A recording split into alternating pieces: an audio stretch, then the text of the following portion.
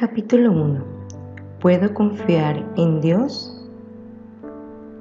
Invócame en el día de la angustia, te libraré y tú me honrarás. Salmos 50:15.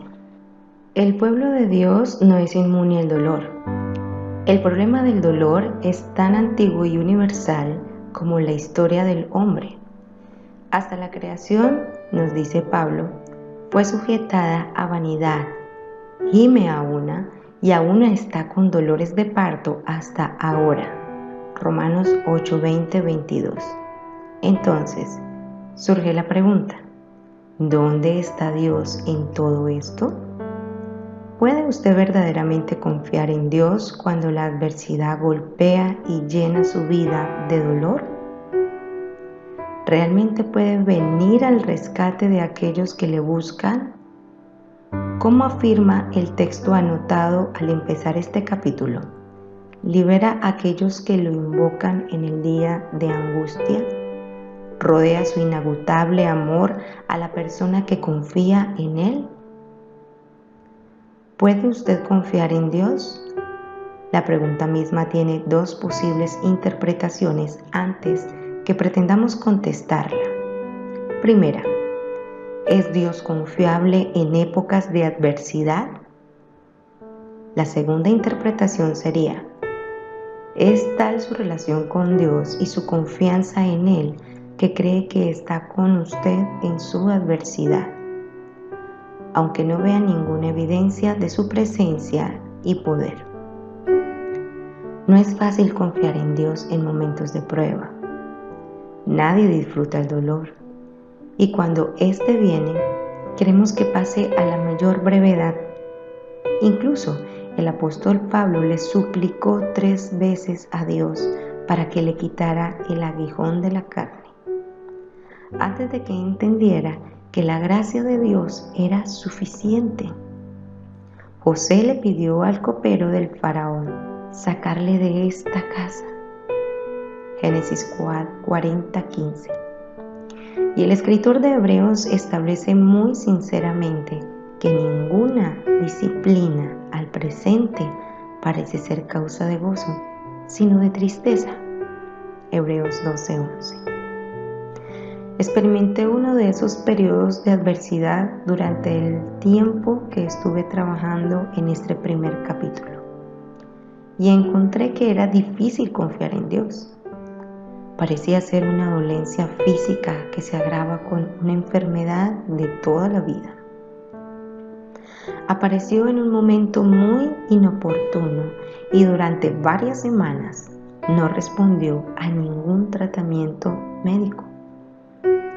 En ese lapso de tiempo y a medida que suplicaba continuamente a Dios por alivio, recordaba las palabras de Salomón: mira la obra de Dios, porque ¿quién podrá enderezar lo que Él torció?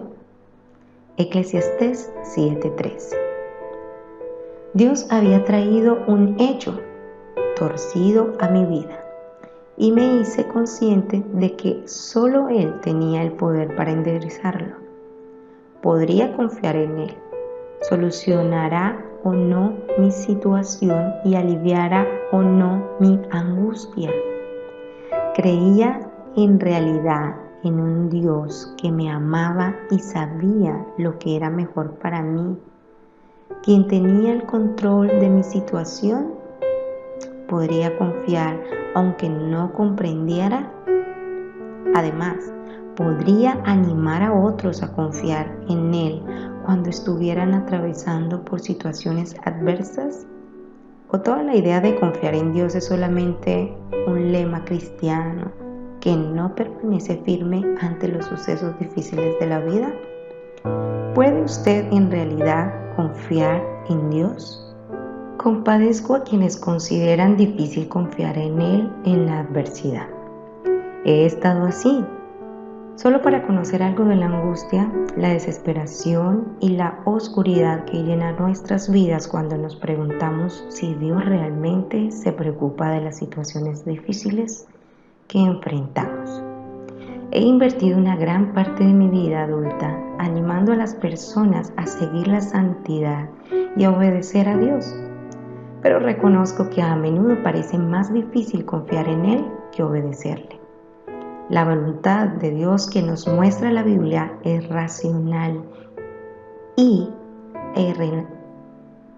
razonable, pero las circunstancias en las que debemos confiar en Él generalmente parecen irracionales e inexplicables. Reconocemos con prontitud que la ley de Dios debe ser buena para nosotros, aunque no querramos obedecerla. Las situaciones de nuestra vida con frecuencia parecen ser terribles, sombrías y algunas veces calaminosas y trágicas. También resulta aceptable obedecer a Dios dentro de unos límites definidos de lo que consideramos su voluntad revelada. Confiar en Dios se produce en un terreno que no tiene límites, no conoce la extensión, duración o frecuencia del dolor, ni de las circunstancias adversas en las que frecuentemente debemos confiar en Él. Sin embargo, es tan significativo confiar en Dios como obedecerle. Cuando somos desobedientes, desafiamos su autoridad y menospreciamos su santidad. Pero cuando no confiamos en Él, dudamos de su soberanía y cuestionamos su bondad. Cuando el pueblo de Israel tenía hambre, habló mal de Dios diciendo: ¿podrá poner mesa en el desierto? ¿Podrá dar también pan? Los dos siguientes versículos nos dicen: por tanto oyó Jehová y se indignó, por cuanto no habían creído a Dios, ni habían sido confiados en su salvación. Salmo 78, 19-22. Para creer en Dios debemos ver siempre nuestras circunstancias adversas a través de los ojos de la fe y no del sentido común. Así como la fe de la salvación viene por el oír el mensaje del Evangelio, Romanos 10:17, la fe para confiar en Él en las situaciones difíciles viene de la palabra de Dios, de lo que Él dijo. Es solo por aplicar las Escrituras a nuestros corazones, por el Espíritu Santo, que recibimos la gracia de confiar en Dios en los momentos de sufrimiento. Las Escrituras enseñan tres verdades esenciales acerca de Dios con respecto a la adversidad en las que debemos creer si vamos a confiar en Él en situaciones difíciles. 1. Dios es absolutamente soberano. 2. Dios es infinitamente sabio. 3. Dios es perfecto en amor. Alguien ha expresado estas verdades en relación con nosotros de la siguiente forma: Dios en su amor siempre desea lo mejor para nosotros. En su sabiduría siempre sabe lo que es mejor y en su soberanía tiene el poder para hacer que suceda. La soberanía de Dios se confirma en casi todas las páginas de la Biblia de manera expresa o implícita. Mientras las estudiaba preparándome para escribir este libro, nunca creí haber terminado la lista de versículos acerca de ella, pues cada vez que abría las Escrituras aparecían nuevas referencias. En los siguientes capítulos veremos muchos de estos pasajes, pero por ahora solo reflexionaremos en uno. ¿Quién será aquel que diga que sucedió algo que el Señor no mandó? ¿De la boca del Altísimo no sale lo malo y lo bueno? Lamentaciones, capítulo 3, versos 37 al 38. Este pasaje de la Escritura ofende a muchas personas porque encuentran difícil aceptar que lo bueno y lo malo venga de Dios. Con frecuencia la gente se pregunta: si Dios es un Dios de amor, ¿cómo permite semejante calamidad? Pero Jesús mismo afirmó la soberanía de Dios en la calamidad cuando Pilato le dijo: ¿no sabes que tengo autoridad para crucificarte y que tengo autoridad para soltarte? Respondió Jesús: Ninguna autoridad tendrías contra mí si no te fuese dada de arriba. Juan 19, versos 10 y 11. Es un sorprendente acto de amor hacia nosotros. Dios permitió el sacrificio de su Hijo por nuestros pecados. Sin embargo, frecuentemente pasamos por alto que para Jesús fue una experiencia sumamente dolorosa, más de lo que podamos imaginar. En la humanidad de Jesús, este sacrificio fue suficiente para hacerlo orar: Padre mío, si es posible, pase de mí esta copa. Mateo 26, 39. Pero no vaciló en reconocer el control y la soberanía de Dios.